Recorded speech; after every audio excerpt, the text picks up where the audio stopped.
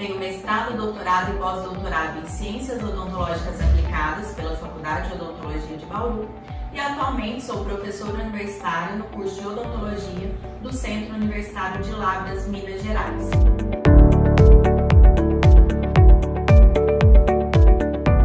Hoje estou aqui a convite da Dental Speech para falar para vocês sobre a desmistificação do uso dos anestésicos locais na odontologia. Os anestésicos locais são drogas amplamente utilizadas na prática clínica odontológica e também são drogas consideradas seguras e bastante potentes na prevenção e no controle da dor. No entanto, há muitos mitos envolvendo a sua utilização. Muito porque há um medo exacerbado em relação às intercorrências que podem acontecer, a superdosagem, a processos alérgicos e também quando se trata de pacientes com necessidades especiais, como um paciente cardiopata, uma paciente gestante, um diabético. Então, na aula de hoje, nós vamos abordar os seguintes aspectos. O que é necessário para a realização de uma anestesia local segura? Quais os principais anestésicos utilizados na odontologia?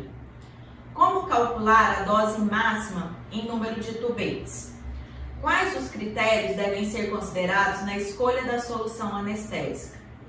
Quais as contraindicações da epinefrina? Os anestésicos funcionam em locais inflamados? Anestésicos locais e os seus principais efeitos adversos? Interações medicamentosas mais comuns? Bom, vamos começar pela realização de uma anestesia de forma segura. O que é preciso para que eu realize uma anestesia de forma segura? Primeira coisa, é necessário que o profissional tenha conhecimento a respeito das propriedades da solução anestésica, ou seja, a respeito da sua potência, da sua toxicidade, do seu início de ação, do seu tempo de duração, assim como onde esse anestésico é metabolizado, das suas indicações, contraindicações e também que o profissional saiba fazer o cálculo correto da dose máxima para aquela situação.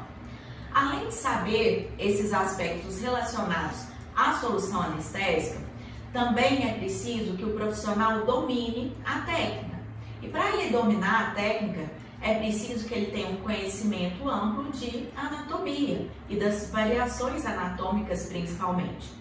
Para isso, tendo esse conhecimento, esse domínio, é importante que o profissional realize a técnica fazendo uma injeção de forma lenta, com cuidado, menos traumática possível, para que dessa forma a gente possa oferecer para o paciente um processo confortável. Além disso, dessa preocupação com a técnica, com as propriedades da solução anestésica, há uma preocupação também em relação ao manejo da ansiedade do seu paciente.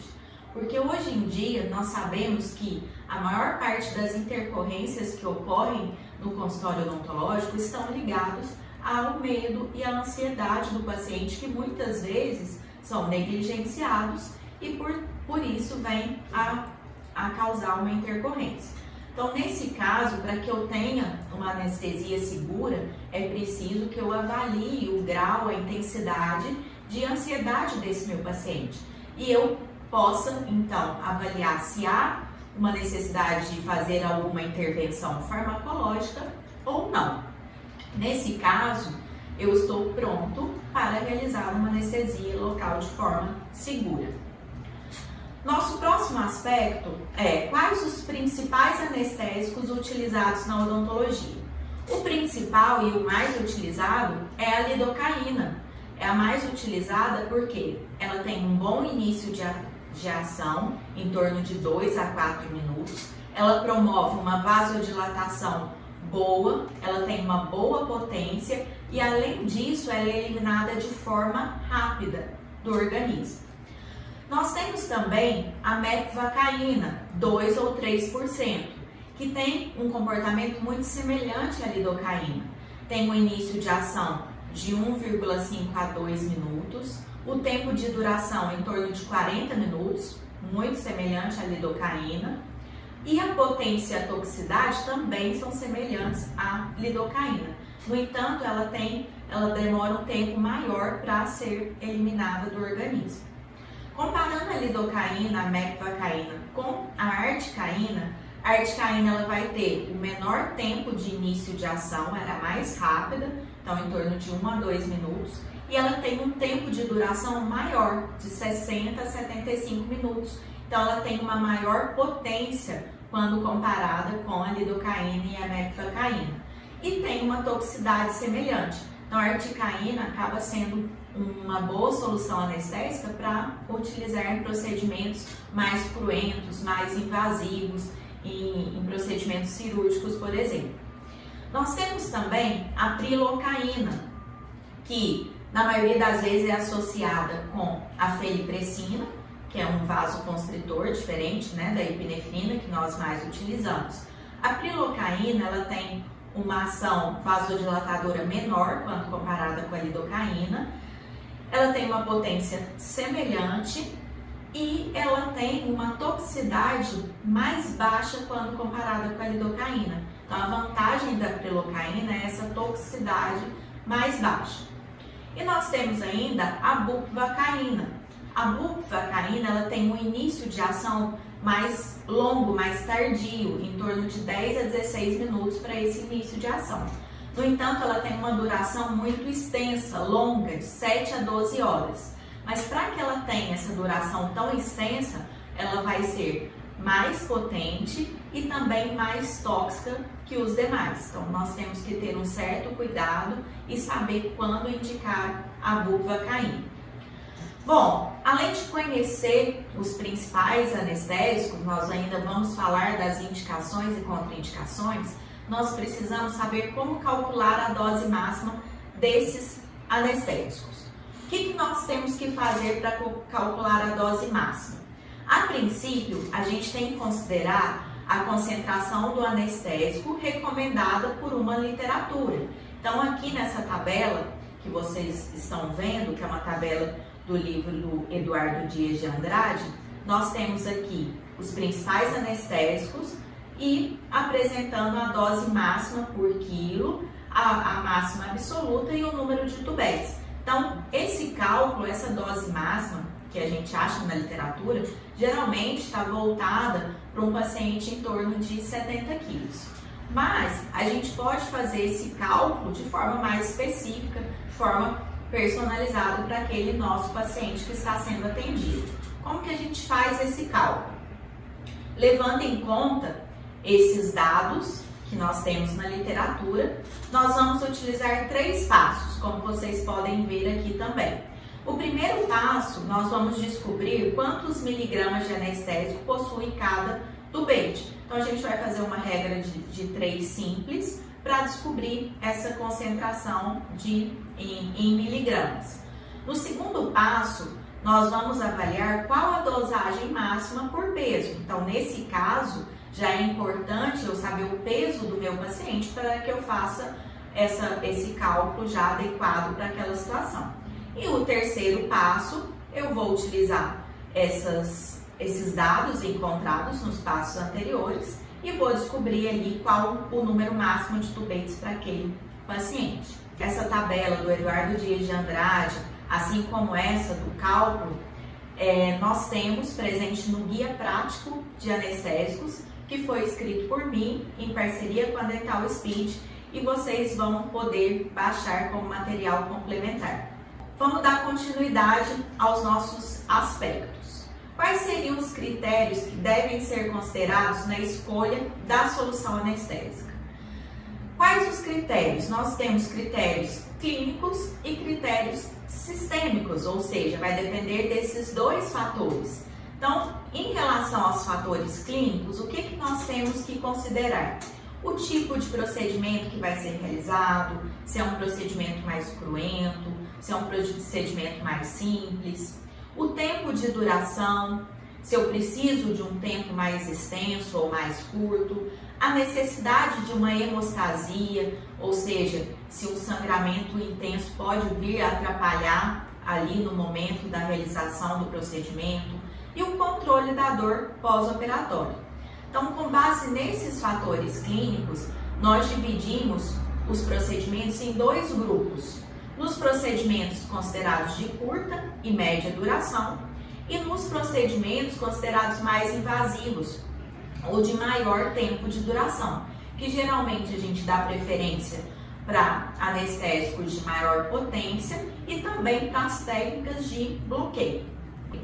Em relação aos fatores sistêmicos, nós temos que avaliar a condição sistêmica de cada paciente. Então, isso é muito particular, você deve fazer isso em cada consulta, diante de cada um dos seus pacientes. Então, a gente vai avaliar a presença de comorbidades, a situação clínica atual do paciente, o uso de medicamentos, para que a gente possa escolher a solução anestésica e também evitar possíveis intercorrências. Além de avaliar essas comorbidades, é importante saber se essas comorbidades estão compensadas ou não. Muitas vezes o paciente não sabe relatar, ele fala que está fazendo um acompanhamento médico, mas muitas vezes ele está muito tempo sem ter esse acompanhamento. Por isso que a avaliação dos sinais vitais no início da consulta é ideal para você já verificar ali uma possível variação numa frequência cardíaca, numa glicemia, na saturação de oxigênio, que isso pode já prevenir uma possível intercorrência. Então, avaliadas se essas comorbidades estão compensadas ou não, eu vou poder então partir para a escolha da solução anestésica ideal. A lidocaína, como eu falei para vocês, é a nossa solução anestésica mais utilizada. Mas nós temos muitos mitos envolvendo o uso do vasoconstritor, da epinefrina principalmente. Então, a lidocaína com a epinefrina, apesar desses mitos, ela é um anestésico que é muito indicado e utilizado devido à sua baixa toxicidade e à sua potência considerável.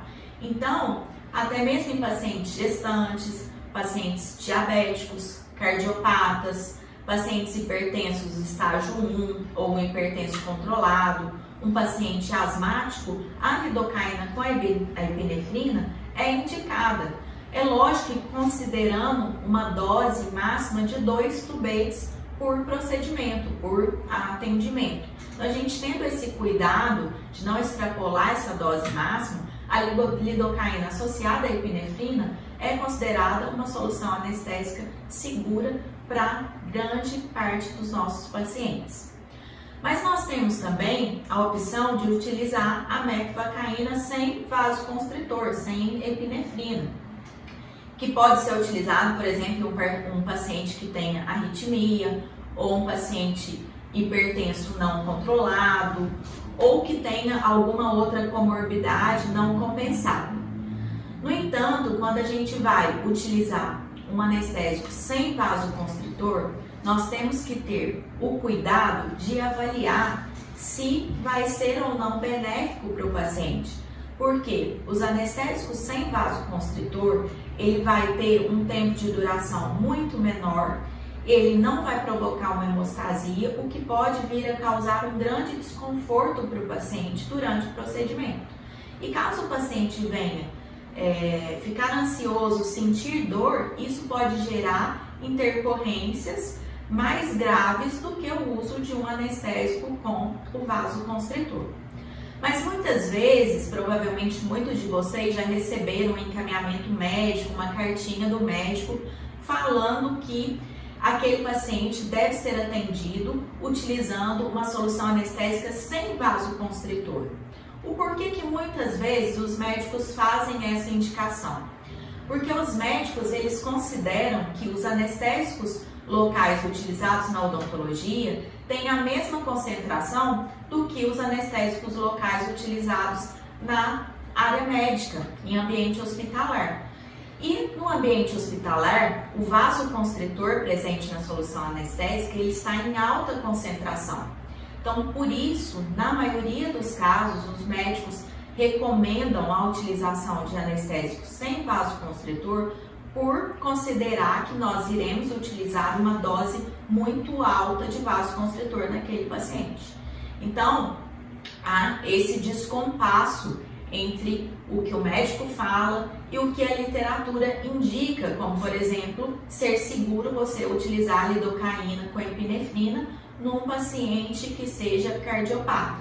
Então tudo isso deve ser considerado. O procedimento que vai ser feito é muito melhor que você utilize um anestésico com vasoconstritor para fazer uma cirurgia no tecido mole ou uma exodontia em um paciente cardiopata, onde você vai conseguir fazer esse procedimento de forma mais rápida, mais confortável, mais segura para o paciente, do que você fazer esse processo com um anestésico sem vasoconstritor e ser um procedimento totalmente desconfortável, longo para o paciente e que venha causar dor. Isso sim pode vir a gerar intercorrências. Então, no caso, é sempre necessário avaliar essa indicação da não utilização do vasoconstritor. Bom, além disso, de termos a opção de utilizar sem o vasoconstritor, nós temos um outro vasoconstritor que também é utilizado na odontologia, que é a felipressina. A felipressina, quando comparada à epinefrina, ela tem uma ação um pouco menor, porque ela vai provocar ali uma vasoconstrição menos intensa quando comparada com a epinefrina, que nós utilizamos com mais frequência. Mas nós podemos utilizar, em alguns casos, a felipressina associada à prilocaína para aqueles pacientes que tenham infarto recente ou tenha sofrido um AVC, ou um paciente que tem uma angina descontrolada, uma insuficiência cardíaca congestiva, ou que seja um hipertenso estágio 2, 3, ou até mesmo aqueles que têm alergia a sulfitos. Então, nesse caso, a prilocaína com a felipressina é bem indicada. A prilocaína ela não deve ser utilizada para pacientes gestantes e para pacientes anêmicos. Entre outros, nós podemos utilizá-la, ela é bem indicada principalmente nesses casos de cardiopatias não controladas. Bom, quando eu tenho um paciente que ele tem várias comorbidades e você fica ali diante de um paciente, combo, que você não sabe o que você vai utilizar, qual comorbidade considerar ou não, eu sempre indico você se direcionar pelaquela comorbidade que está não compensada ou que é mais grave para aquele paciente. Então, você praticamente, se o paciente é diabético, mas essa glicemia dele está controlada e ao mesmo tempo ele é hipertenso e essa hipertensão, a pressão dele está alterada, então você desconsidera diabetes e dá ali uma preocupação maior para a comorbidade que não está compensada. Então, a gente sempre tenta ir voltado para aquela escolha baseada na comorbidade não compensada ou na comorbidade mais grave para aquele paciente. Em relação às contraindicações da epinefrina, nós vamos ter, assim como eu citei agora há pouco, sobre o uso da prilocaína com a felipressina, que vai ser indicado nesses casos de contraindicação da epinefrina, os casos de cardiopatias não controladas, como arritmias cardíacas, uma insuficiência cardíaca não congestiva, uma angina do peito instável, ou um histórico de infarto agudo do miocárdio, ou de acidente vascular encefálico, ou pacientes hipertensos com uma pressão arterial acima de 16/10, ou com paciente histórico de alergia aos sulfitos, o que é bem raro. Mas nós temos também aqueles pacientes que fazem uso de substâncias como anfetamina, que é o Femproporex, que pode ser utilizado para emagrecimento, ou pacientes que façam uso de drogas psicoestimulantes que vão acabar tendo uma ação potencializada quando utilizado esse vasoconstritor como a epinefrina. Então, nesses casos, a epinefrina deve ser sim evitada. Uma outra questão que também envolve muitos mitos é a utilização dos anestésicos em locais inflamados. Então, quando você tem uma região de abscesso ou uma região infeccionada, muitas vezes os profissionais ficam em dúvidas se a solução anestésica vai conseguir agir naquele local ou não. Até porque às vezes o paciente relata que a anestesia não está funcionando, não pegou. O que acontece?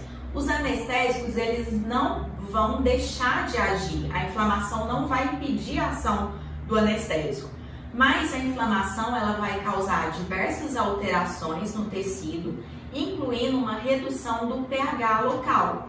E essa redução do pH local que vai interferir na ação da solução anestésica, diminuindo então a sua potência. Então, nesses casos, o que nós podemos fazer do ponto de vista clínico?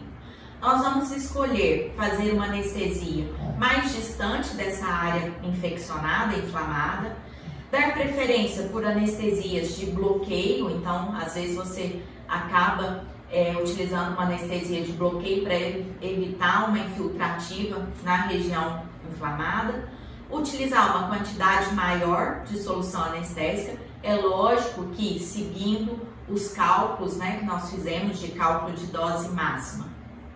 E nós temos também na literatura algumas associações do bicarbonato de sódio a essa solução anestésica para alcalinizar, para manter, elevar esse pH ácido para a escala do pH mais neutro e a gente ter uma ação anestésica normal. Mas fiquem com essa dica que a inflamação não vai impedir a ação anestésica, ela apenas vai reduzir devido a essa redução do pH. Nós temos também muitos mitos envolvendo os efeitos adversos e geralmente as pessoas acreditam que esses efeitos adversos mais comuns são os processos alérgicos, os processos imunológicos. Só que esses tipos de processos eles são muito raros e quando eles acontecem, eles ocorrem, na maioria das vezes eles não estão ligados à solução anestésica em si. Eles estão ligados geralmente ao conservante utilizado nessa solução anestésica, como por exemplo o metilparabeno e o metabisulfito de potássio. Então são dois exemplos de conservantes que estão ligados aos processos alérgicos envolvendo aí soluções anestésicas. Então, na maioria das vezes, você deve investigar caso o seu paciente relate ter passado por um processo alérgico diante de uma anestesia, para ver se não foi esse conservante, para que você escolha uma solução anestésica que não contém esse conservante. Nesse caso o paciente realmente apresente um processo alérgico a um desses conservantes, ele vai apresentar como sinais e sintomas urticárias, coceira, coriza, vermelhidão, angioedema, dificuldade para respirar, uma baixa de saturação de oxigênio, chiado, sibilos. Além desses processos alérgicos, nós podemos ter outros efeitos adversos que não estão relacionados aos processos imunológicos. Então, nesse caso, vai estar relacionado à técnica, ao medo, à ansiedade, como por exemplo o paciente que apresenta um mal-estar súbito, uma dor na região estomacal. Isso pode estar relacionado com uma injeção rápida daquela solução anestésica. Ou ainda, quando o paciente apresenta uma taquicardia, o coração acelera no momento ali da aplicação da anestesia. Isso pode estar relacionado com o uso do vasoconstritor, é uma taquicardia momentânea. Ou ainda o paciente apresenta um estado de sudorese, de suor excessivo, um mal-estar que pode estar relacionado ao medo e à ansiedade em relação à técnica anestésica e não tem a ver com o processo imunológico, com o processo alérgico causado pela solução anestésica. Então, para finalizarmos, quais seriam as substâncias que podem vir a causar interações medicamentosas com as soluções anestésicas? Nós temos alguns medicamentos e algumas drogas que podem vir a causar interações medicamentosas. Dentre os medicamentos, nós temos os beta-bloqueadores, como por exemplo o propanolol, anfetaminas utilizadas no processo de emagrecimento, antidepressivos como a amitriptilina, antipsicóticos e algumas drogas psicoestimulantes como crack, a cocaína, o êxtase. Quando eu tenho uma interação medicamentosa, geralmente o paciente vai apresentar como sinal e sintoma uma taquicardia, uma elevação da pressão arterial, um desconforto, um mal-estar súbito e, no último caso, uma parada cardiorrespiratória. Bom, pessoal, espero que vocês tenham gostado dessa aula, que tenha sido uma aula útil para vocês. E se vocês gostam da área de prescrição medicamentosa na odontologia, diagnóstico oral, pacientes especiais, me siga no Instagram, @natggalvão. Siga também a Dental Speed, que é uma grande parceira, e nós estamos sempre juntas criando conteúdos com o intuito de ajudá-los. Gostaria de agradecer a atenção de vocês, agradecer ao convite da Dental Speed e à organização do CIOSP Online. Obrigada e até a próxima!